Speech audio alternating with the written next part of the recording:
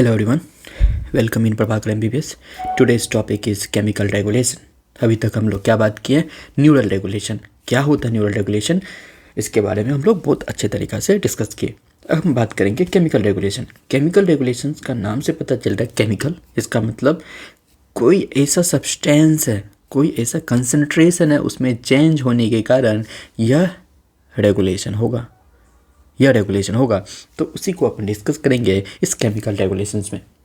तो इस chemical regulations में क्या होता है कि जब भी O2 का कंसंट्रेशन, जब भी CO2 का कंसंट्रेशन या H+ का कंसंट्रेशन में चेंज देखने को मिले, तो जैसे ही चेंजिंग देखने को मिला तो यह क्या करेगा, जो केमो रिसेप्टर है इस केमो रिसेप्टर को स्टिमुलेट कर देगा. यह जो केमो रिसेप्टर को स्टिमुलेट करेगा फर्दर प्रोसेस स्टार्ट कर देगा. सवाल आता है यह केमो रिसेप्टर कहाँ कहाँ प्रेजेंट होता है. यह आपके ब्रेन में भी प्रेजेंट होगा और नेक रीजन में भी प्रेजेंट होता है. ब्रेन में भी और नेक में. ब्रेन में जो प्रेजेंट होता है, याद रखना, जो ब्रेन में प्रेजेंट होता है केमो रिसेप्टर, इसे अपन बोलते हैं सेंट्रल केमो रिसेप्टर बोलेंगे. क्या बोलेंगे, इसे हम सेंट्रल केमो रिसेप्टर के नाम से भी जानते हैं. यह कहाँ पे लोकेशन होता है, अगर हम इसका लोकेशन का बात करेंगे, जो वेंट्रल सरफेस है, याद रखना, जो मेडुला का वेंट्रल सरफेस है वहाँ पे देखने को मिलेगा केमो रिसेप्टर ब्रेन में.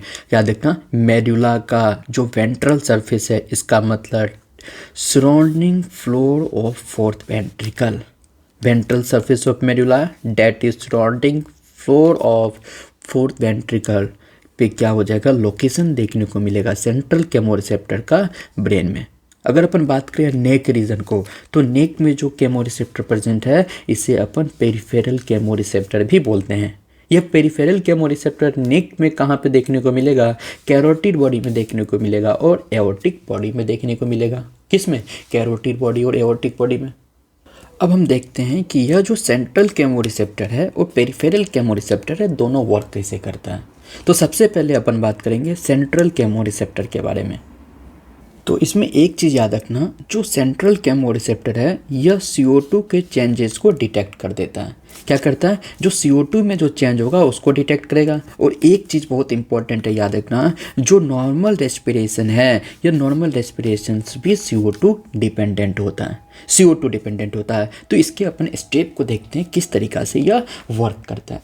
और एक चीज़ याद रखना, जो हम लोग पहले से बात करते आए, CO2 का बढ़ना मतलब एसिडिक नेचर बढ़ना, इसका मतलब H+ का कंसंट्रेशन बढ़ना, ये हम जानते हैं पहले से. इसका मतलब इंक्रीज इन CO2, अगर CO2 में इंक्रीज हुआ इसका मतलब H+ में भी इंक्रीज देखने को मिलेगा.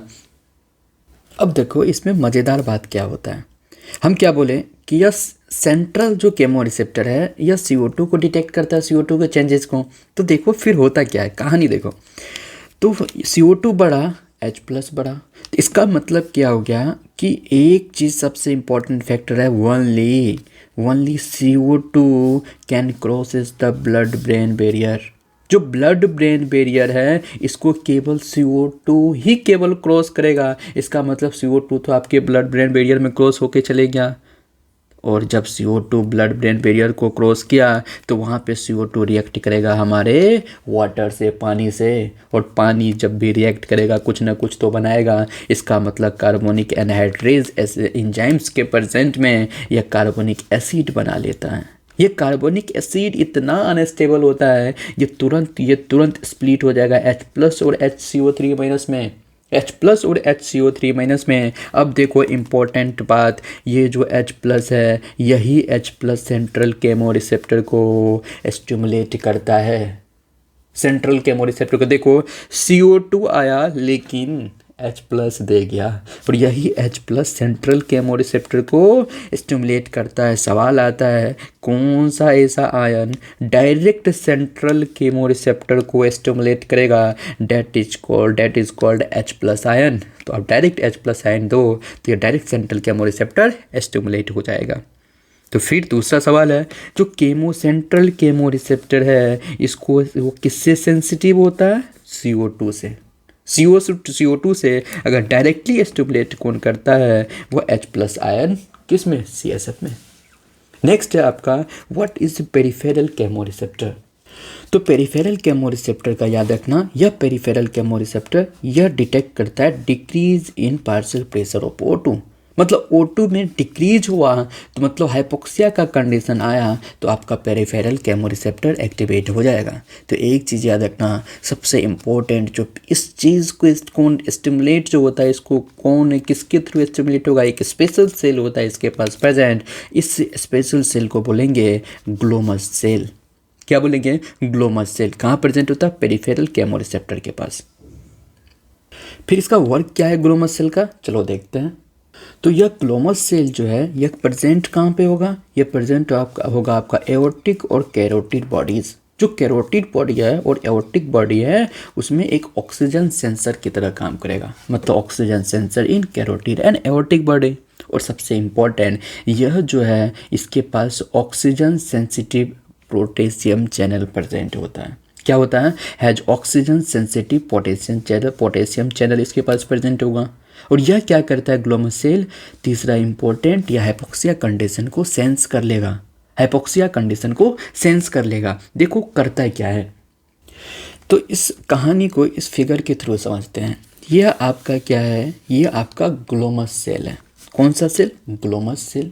और ग्लोमस सेल्स के पास एक चैनल प्रेजेंट होता है जो ऑक्सीजन सेंसिटिव होता है, उसे बोलते हैं O2 सेंसिटिव पोटेशियम चैनल। ये क्या? O2 से positive potassium channel. O2 sensitive जो पोटेशियम चैनल है, सवाल है, कंडीशन है आपका हाइपोक्सिया कंडीशन। क्या है? हाइपोक्सिया कंडीशंस, HY लिख दो, हाइपोक्सिया कंडीशन। यह हाइपोक्सिया कंडीशन के कारण यह क्या हो जाएगा, जो ग्लोमस सेल इस हाइपोक्सिया कंडीशन को सेंस करेगा और यह जो O2 सेंसिटिव पोटेशियम चैनल है वह क्लोज हो जाएगा। क्लोज हो जाएगा। इससे क्या होगा?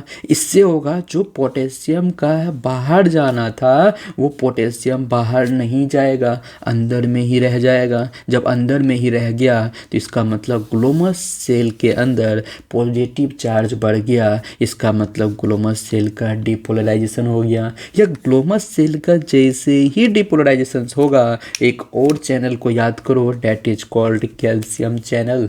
यह कैल्शियम चैनल ओपन हो जाएगा। फिर कैल्शियम चैनल क्या करेगा? फिर यह चैनल ओपन होते ही कैल्शियम क्या करेगा? अंदर आना स्टार्ट कर देगा। और यह कैल्शियम जैसे ही अंदर आएगा इस डोपामाइन के साथ बाइंड करेगा। और डोपामाइन के साथ जैसे ही बाइंड किया तो यह रिलीज करेगा न्यूरोट्रांसमीटर। और यह न्यूरोट्रांसमीटर पहुंच जाएगा आपके ब्रेन में। और वहाँ पे क्या करेगा? जो पेरिफेरल केमोरिसेप्टर है उस पेरिफेरल केमोरिसेप्टर को स्टिमुलेट कर देगा। वही बात हम देखते हैं, हाइपोक्सिया का कंडीशन आया और फिर क्या करेगा? जो O2 सेंसिटिव पोटेशियम चैनल है वो इनिबिट हो जाएगा। और जैसे इनिबिट हो गया तो सेल के अंदर क्या हो जाएगा? ग्लोमस सेल के अंदर पोटेशियम बढ़ जाएगा। क्यों? बाहर नहीं जा पाएगा पोटेशियम। ग्लोमस सेल के अंदर पोटेशियम बढ़ गया, इसका मतलब सेल का डिपोलराइजेशन हो गया। जब सेल का डिपोलराइजेशन हो गया, जो कैल्शियम चैनल है उसका ओपनिंग हो जाएगा। अब कैल्शियम चैनल अंदर आना स्टार्ट कर देगा। तो फिर क्या करेगा? डोपामाइन के साथ कंबाइन करेगा। फिर वह रिलीज कर देगा आपका न्यूरोट्रांसमीटर। और न्यूरोट्रांसमीटर आपके क्या करेंगे? ब्रेन में पहुंचेगा और यह पेरिफेरल केमोरिसेप्टर को स्टिमुलेट कर देगा। ये था आपका सबसे प्यारा पेरिफेरल केमोरिसेप्टर। और सबसे इम्पॉर्टेंट जो पॉइंट है अभी जो हम लोग बात किए उसका निचोड़। निचोड़ क्या है? दो टाइप का रिसेप्टर है, सेंट्रल केमोरिसेप्टर और पेरिफेरल केमोरिसेप्टर। सेंट्रल केमोरिसेप्टर जो ब्रेन में सेंटर प्रेजेंट होता है और पेरिफेरल जो नेक रीजन में प्रेजेंट होता है, जो हम लोग डिस्कस कर चुके हैं। एक सेंट्रल केमोरिसेप्टर क्या करता था? जो CO2 का बढ़ना हाइपर कैप्निया के कंडीशन में जब CO2 बढ़ जाता था उस केसेस को सेंस करता था, मतलब CO2 के चेंज को डिटेक्ट करता था। जबकि पेरिफेरल केमोरिसेप्टर क्या करता था? जो O2 के चेंज को डिटेक्ट करता था, मतलब हाइपोक्सिया कंडीशन को डिटेक्ट करता था। इसका मतलब CO2 का बढ़ना सेंट्रल केमोरिसेप्टर एक्टिवेट, O2 का कम होना पेरिफेरल केमोरिसेप्टर एक्टिवेट। लेकिन ये जो H+ का बढ़ना, H+ जो है यह एक कॉमन स्टिमुला है जो सेंट्रल केमोरिसेप्टर को भी एक्टिवेट करेगा, पेरिफेरल केमोरिसेप्टर को भी एक्टिवेट करेगा। याद रखना। H प्लस क्या है, यह सेंट्रल केमोरिसेप्टर को भी एक्टिवेट करेगा और पेरिफेरल केमोरिसेप्टर को भी एक्टिवेट करेगा। इसीलिए सवाल आता है कि अगर कौन सा ऐसा कॉमन स्टिमुला है जो दोनों केमोरिसेप्टर को एक्टिवेट करेगा। एक चीज़ याद रखना, तो ये आपका हो गया H प्लस आयन का बढ़ना। H प्लस आयन का बढ़ना, इसका मतलब pH तुम्हारा कम होना। इनडायरेक्टली बोल सकते हैं फॉल इन pH बोल सकते हैं। और दूसरा इम्पॉर्टेंट एक है BP डिक्रीज जब भी होगा तो दोनों केमोरिसेप्टर एक्टिवेट होगा। कौन कौन, पेरिफेरल भी एक्टिवेट होगा और सेंट्रल भी एक्टिवेट होगा। नेक्स्ट है आपका डेट इज कीमोरिफ्लेक्स।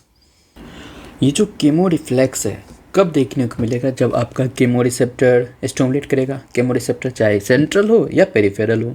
अगर मान लो केमोरिसेप्टर कब एक्टिवेट होता है, दो, या तो CO2 का बढ़ जाना हाइपरकैप्निया, या O2 का कम होना हाइपोक्सिया, या एसिडोसिस के काम में मतलब H प्लस का ज़्यादा होने पे।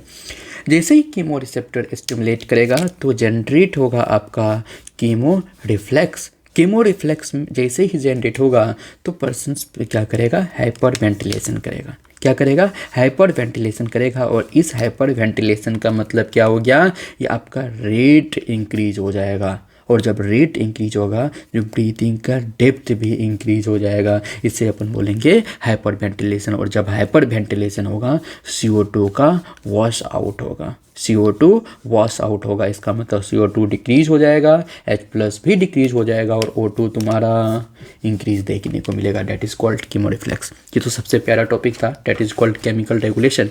अगर आपको वीडियो अच्छी लगी हो तो लाइक करना, सब्सक्राइब करना और शेयर करना।